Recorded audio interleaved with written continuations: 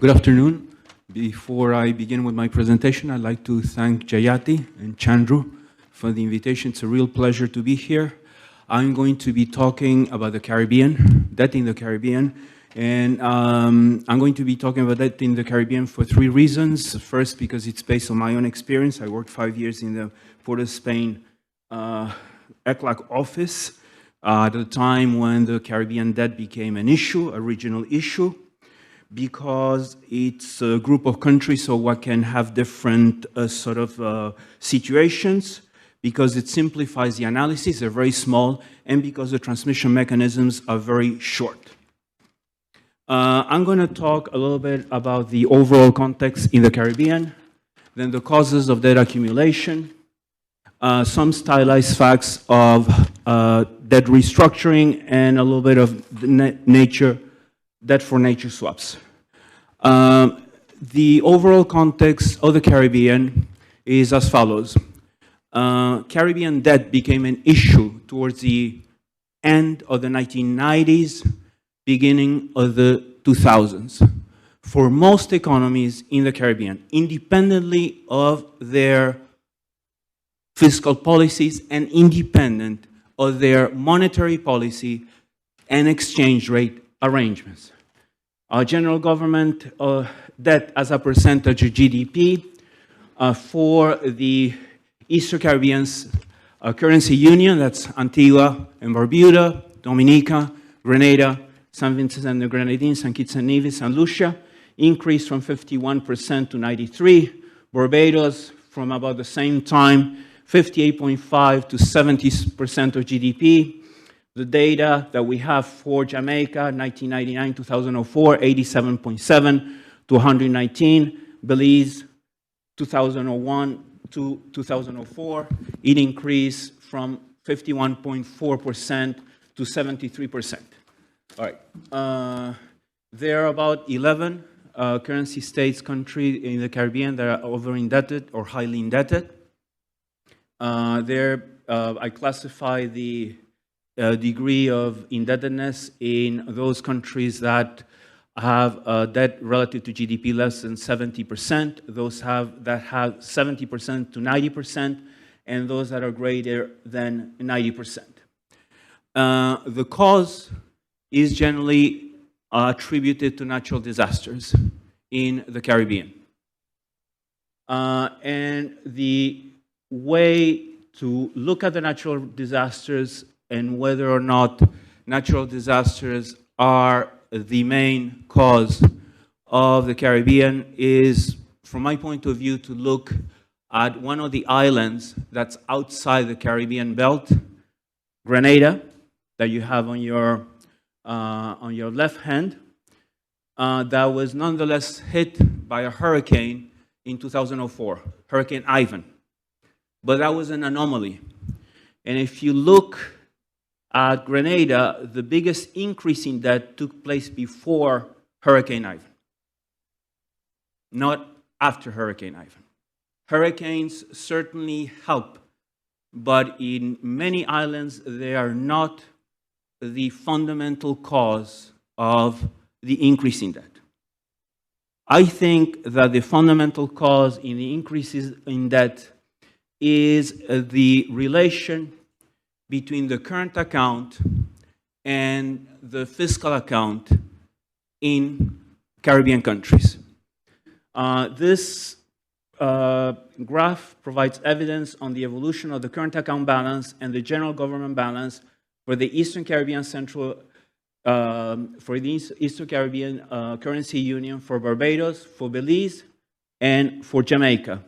If you look at the Eastern Caribbean Currency Union, from 1996 to 2002, this was a period when debt increased, and this increase is explained by a deterioration of the current account and the fiscal deficit. And that occurs systematically in all the different countries that had an increase in the debt.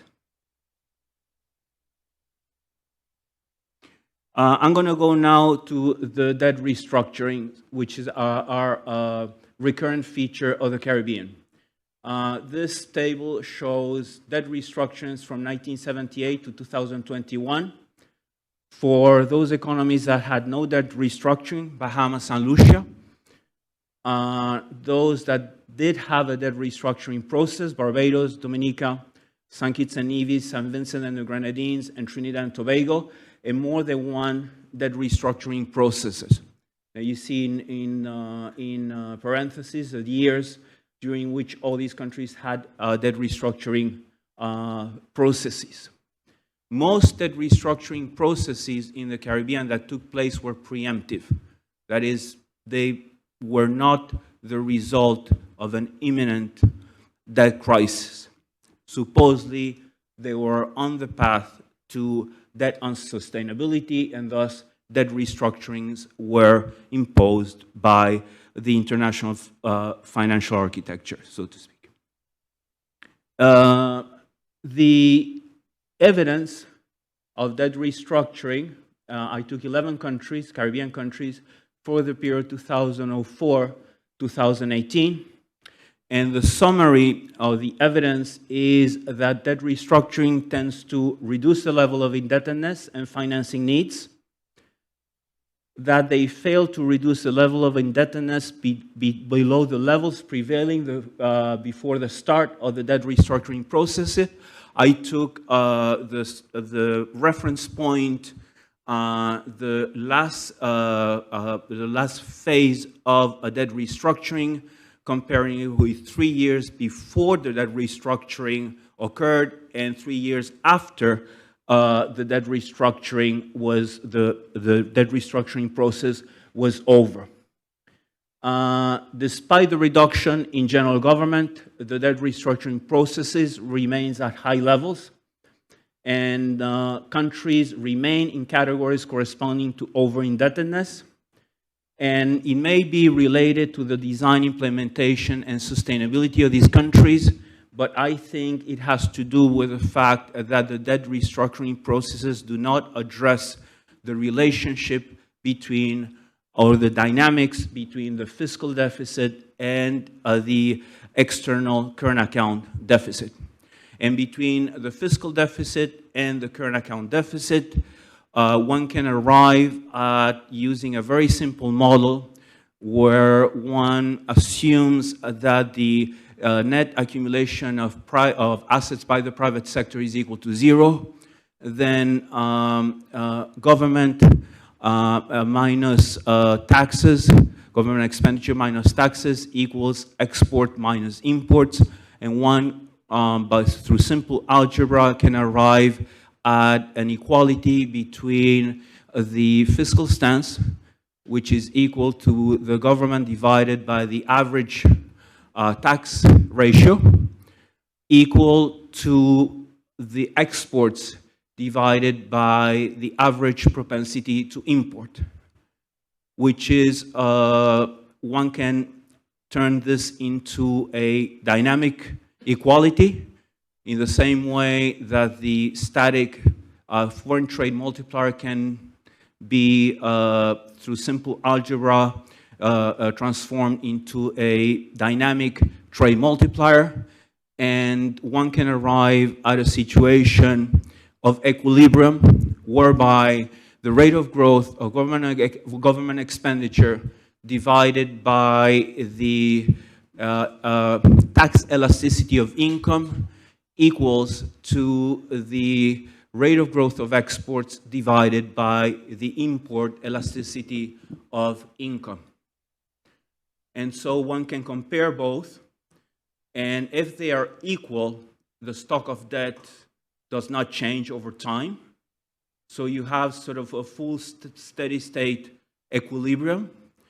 If the fiscal stance is greater than the export performance ratio, one can prove that one will have a situation where government expenditure is greater than taxes, a fiscal deficit, and at the same time, imports are going to be greater than export, a current account or a trade deficit. I'm going to finish with the debt for nature swaps, some lessons learned. This is one of the most recent initiatives to restructure debt. And what the debt for nature swaps show, and this is based on the case of Belize, is that the bulk of the available financing dedicated to debt buybacks is a smaller part of environmental conservation, that the reduction of debt and the net savings of debt restructuring processes are not very high.